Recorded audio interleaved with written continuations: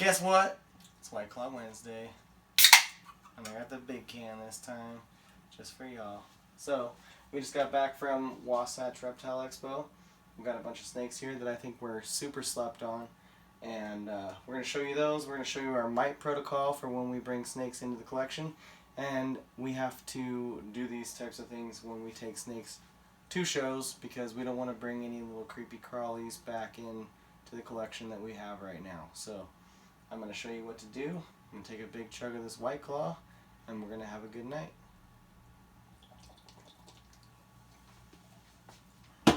What you got to do, first of all, is you have to have a temp gun, in my opinion. So you have to take the temperature of where your snakes are at, because these are cold-blooded animals, and if you shock their system by giving them 85-degree water when they're in 75-degree temperatures, that's not a great thing, especially when they've been at a show. Okay, this snake is 73.8 degrees at the moment. I like my room to be around 73, so that's perfect. So what we're going to do, we're going to put the lid back on. We're going to have to cut the video, but we're going to go and grab some water that is about 74 degrees. And we're going to come right back, put the snake in there, and we'll go from there. Okay, so we're back. We've got our water here, but first of all, I want to say thank you to everybody who came out to the show. You guys were awesome. We met some really cool people. We told you guys about the channel, the White Claw Wednesday, all the things that we're doing, and you guys are amazing. So thanks for following us. Just keep checking out our content. We're going to be doing lots of stuff. We're going to be advancing all these breeding projects, so just keep checking in, and I'm sure you guys are going to find what you're after as we go along. So what you need to do, though, if you're going to bring new snakes in your collection, is you have to have some sort of a mite protocol. I got mites a couple years ago when I was at a reptile show because I brought a scaleless corn snake to show what the baby scaleless were going to look like in a couple years, and I ended up getting snake mites, and it was horrible. So a couple YouTubers out there were telling people, use Frontline, this spray medication, and you don't have to change the substrate or anything. Don't just treat the animal. Don't change the substrate. I'm going to tell you right now, that's bullshit. Change your substrate to paper towels. That's the only way to do it. And use something like permectin 2 or prevenamite, something like that. And yeah, don't leave your snake substrate in there. There's mites living in there, there's eggs, all sorts of crazy stuff. So don't let that be you. As soon as I went to the mite protocol that I know for years, changing to paper towels, treating them, they went away instantly. So anyway, now every time I come back from shows, I treat every single snake.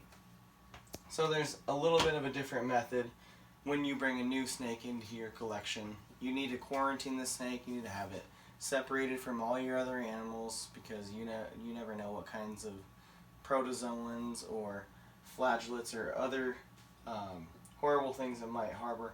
But when you go to a show, you can do things a little bit more quickly. But what I'm going to show you really quick is an example of what you would do if you've been, so say this gray banded king snake came into the collection today. So I opened up a box like this one right here. So say I was shipped this snake today. I got it. And I'm going to treat it real quick for mites. What you need to do, like I said, is make sure that this snake is at the right temperature, 74 degrees, 73.3 right there in the water. That's perfect. You're not going to send this snake into shock or anything like that. So what you want to do is put it in water first. They're not going to like it, depending on what species. Set it in water for like 15 minutes. Make sure that if it's dehydrated from being shipped or something like that, it can suck down all the water it needs to. And then after a few minutes, take the snake out for a second. Take some normal Dawn dish soap. Put a drop in there. Mix it around. This is called saponification. So if there are any mites in between this snake's scales, this is going to break up the hydrogen bond that would not allow for any of the water to drown the mites and get them off. So this breaks up that hydrogen bond. It allows the soap and water to get under the scales, and it's going to drown those mites. So put them in there for maybe 30 minutes, something like that. And if your snake has mites, you're going to see little poppy seed size little black dots around in there. And sometimes, I don't know, you may not. You may not see that. Maybe it's eggs of mites, something like that. But that's what you're going to do. But I'm going to set that one aside. And the reality is, though, when you take 200 hatchling king snakes or whatever species to a show, you don't have the time or energy to soak them and then treat them. So what you want to do is just take some household gloves. These have been not fitting as great as I had hoped recently. Maybe it's the white cloth swelling the hands, you know. But like I said, what we're going to do is we're going to show you how to treat them. And we're also going to show you some of the most slept on snakes that were at the show. So, what you do is disappear real quick while you get the stuff you got to spray on them. And come back as quickly as you can. This is Permectin 2 right here. You can get it at Cal Ranch. I don't know what other kind of stores you guys have out there, but you put a very small amount in one of these spray bottles. I think it's like 0.7 milliliters, something like that. You can look it up. Look at Reach Out Reptiles. He does super dwarf reticulated pythons. He's the guy who I took the advice off of. So what you want to do is take these guys out. This is one of the slept on snakes. These guys are all in that class.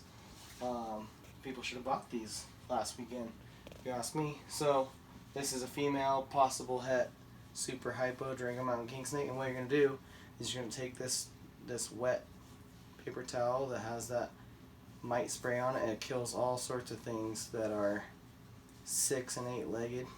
Kills every bug, and you're just going to rub it all over the whole body a couple times, and you can see that there's a little bit of a glossy sheen on the snake after you've treated it, and it really does take a couple of days for that to go away, and sometimes it takes until their first shed following the show for that to go away, but that's alright. Ever since I started doing this protocol, I haven't had a single problem with mites, and I'm not even going to knock wood because I don't think I'm going to have an issue as long as I treat every snake coming back. So that's one of them. That's finishes what I'm talking about mites. Now I'm just going to talk to you guys about some of the amazing snakes that you guys missed out on. This is a light phase reduced black Durango Mountain king snake, and it is het 4 hypo. Beautiful animal. Definitely pooped in his cage. We're gonna get these guys right out of here. Don't worry about it. Take a drink real quick. It is White Claw Wednesday after all. I had a lot of Durango Mountain kings. These are Greer Eye. This guy's awesome. He's been on Morph Market for a minute, and I can't understand why.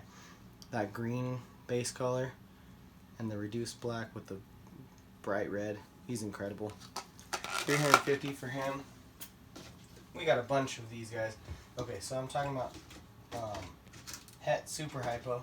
I got a visual super hypo in here. This one's in shed, but this is what we're talking about when we say het super hypo. When you breed these guys together, this is what you're gonna get, and it's gonna look way, way, way better than that because this guy is deep in shed. So check this out on Morph Market. I'm gonna add it real quick. You know, we got a lot of wild type Durango Mountain king snakes, but I'm trying to move this video along. This one also pooped. I've learned the lesson many times not to feed your snakes before shows, but when they're this freshly born, I just want to make sure that they're feeding. This is a Yunnan bamboo rat snake. We had a pair of those guys there. They hadn't even had their first shed yet. This one's just starting it right here. That's kind of cool. Not always friendly, but you know, these old world rat snakes, a lot of times they're not like a pet snake. They're more of an ornamental type of a deal. But yeah, he's starting his shed. I mean, she. It's female. Another thing that I think people should have taken notice of are the smallest snakes we had there, which are these hypo red milks. So red milks live in Missouri, Kansas. Yeah, they're just amazing, and the hypos are incredible, but you don't see them around that often. So people might have taken better notice of those. How about these? Let's see. I'll show you two things at the same time. I'm gonna put this little deli cup divider under here. This is Blair's Phase gray banded king snake. This is an Alterna Phase gray banded king snake. So Alterna are something that everybody loves. You gotta get them feeding, of course. That's the challenge with them. And we're gonna put that video out shortly about feeding. Okay, palmetto corns. Come on, guys. This is pretty straightforward. These guys are incredible. As adults, they're ridiculous. Of course, this one pooped because they're all eating everything we took to the show, except for a couple of gray banded king snakes we're eating. We got some green and blue Leonis. I'm not even going to take the lid off.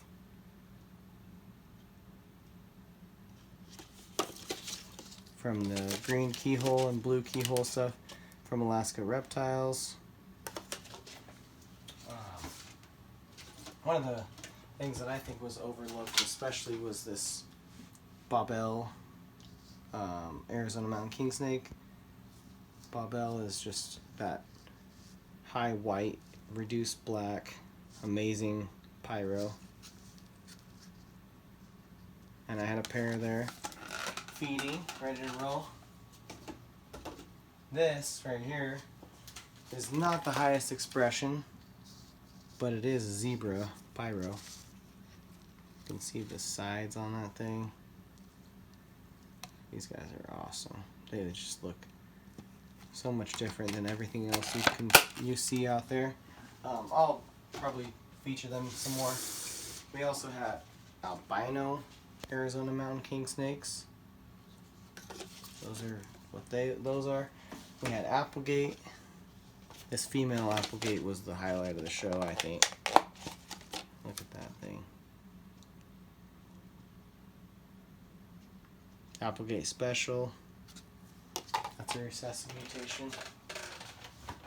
We've got a whole bunch of snakes. I know I featured them on that last episode that we did of White Claw Wednesday, but this sable stuff, Het Xanthic, just Google Stormcloud or go to Dan Eby on Facebook. Scroll through his Facebook and check out some of the Stormcloud stuff that he's posted over the last couple of years. Shit's ridiculous. And then some corn snake things. We got Ghost. That's got to be blood red. I put it up as a Ghost probable blood red, but the way that the head looks. We're looking at pied stuff. This is a hypo. Look at this thing. This is an Aztec Tessera. And again, pardon the poop, but they're gonna go back in their cages and they're gonna get all cleaned up. This is a charcoal. That's also from that pied clutch with motley mixed in. And then the last but not least thing that I think that people should have picked up on, these Leonis. These are from my line. These are aberrant Leonis. Yellow and orange. They're amazing. They do awesome. So anyway, guys, we're going to be spending this next little bit putting everything on Morph Market, and thank you for your patience. And So check out all this stuff that we're going to be putting up. Check out Unexpected Apparel right up here. And thank you guys for coming to the show. Like and subscribe to the videos. Hit that notification bell so you'll know when we put out videos. And just love the reptile hobby, and we'll see y'all later.